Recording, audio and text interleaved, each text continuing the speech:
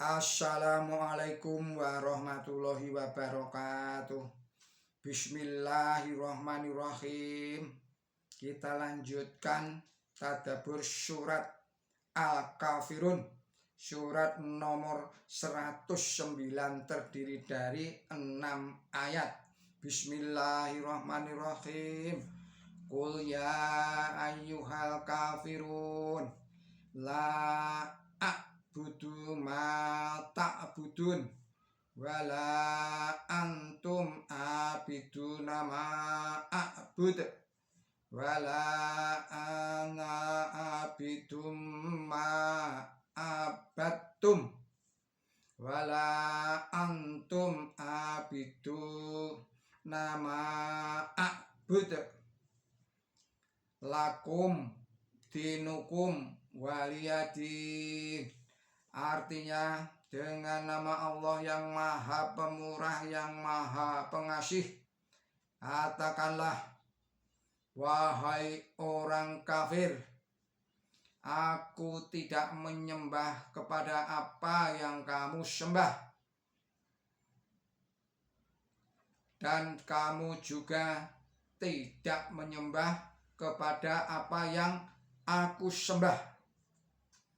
Demikian pula aku bukanlah orang yang menyembah apa yang kamu sembah, dan kamu pun bukan orang yang menyembah apa yang aku sembah.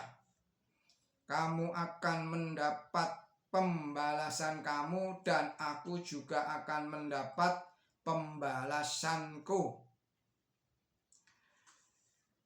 Dan inilah terjadilah hal itu pada saat pemuja Tuhan palsu berhadap-hadapan dengan Nabi suci Muhammad Shallallahu Alaihi Wasallam, pengabdi Tuhan yang Maha Esa.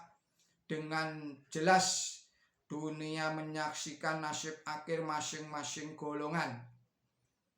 Bagaikan langit dan bumi, Tuhan sejati dengan Tuhan palsu akhirnya muncul ketika Abu Sufyan yang semula musuh kebenaran dan pimpinan penyembah berhala masuk ke dalam barisan Islam pada penaklukan Makkah. Tatkala ditanya oleh Nabi suci Muhammad Shallallahu Alaihi Wasallam apa sebabnya dia bergabung di dalam keimanan dan tanda-tanda kebenaran apa yang telah mempengaruhi hatinya untuk menerima kebenaran, dia menjawab, faktanya bahwa untuk menyelamatkan Tuhanku, saya menentangmu dengan segenap kekuasaan di bawah kendaliku. Dan untuk menghancurkanmu, saya sudah mengerahkan segala daya upaya dan tenaga. Kami banyak dan engkau sendirian. Meskipun demikian, engkau memperoleh kemenangan dan kami menderita kekalahan.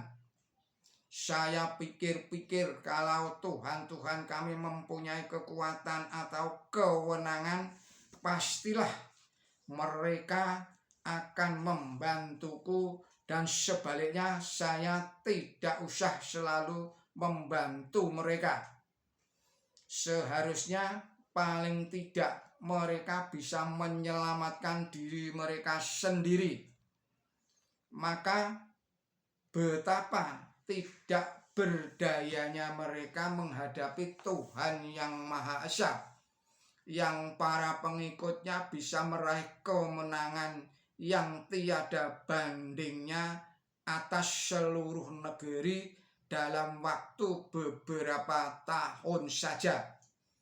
Dari contoh praktis tentang manifestasi keyakinan kepada keesaan ilahi yang telah dijalankan oleh Nabi suci Muhammad Shallallahu Alaihi Wasallam sepanjang hidupnya di atas, kita dengan jelas dapat menyaksikan bahwa bila mana keyakinan kepada Allah Ta'ala tidak berurat berakar dalam hidup sehari-hari kaum muslimin, maka perbedaan yang nyata antara kaum muslimin dan kaum non-muslimin tidak dapat timbul sebagaimana yang dilaksanakan pada masa Nabi suci Muhammad Shallallahu Alaihi Wasallam.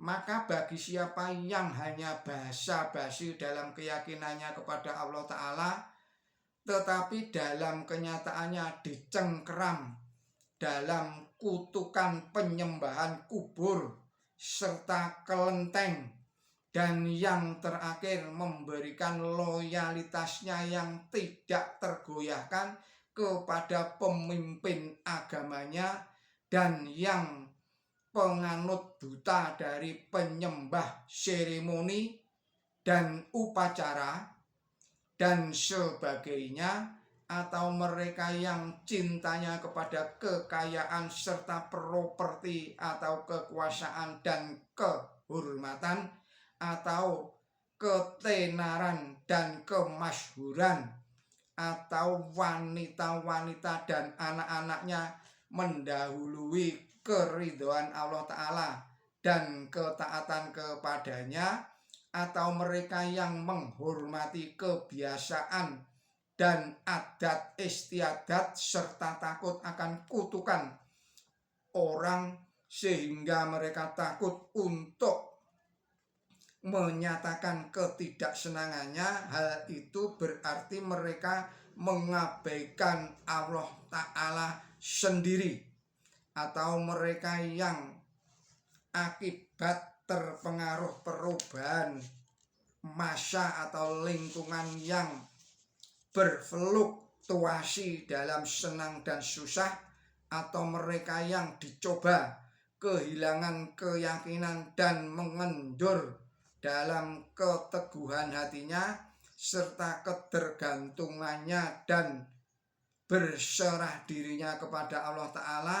Mereka sejatinya telah mendustakan pengakuan keyakinan mereka kepadanya dengan kelakuannya itu. Demikian kajian Basyarat Ahmad. Billahi taufik wal hidayah. Wassalamualaikum warahmatullahi wabarakatuh.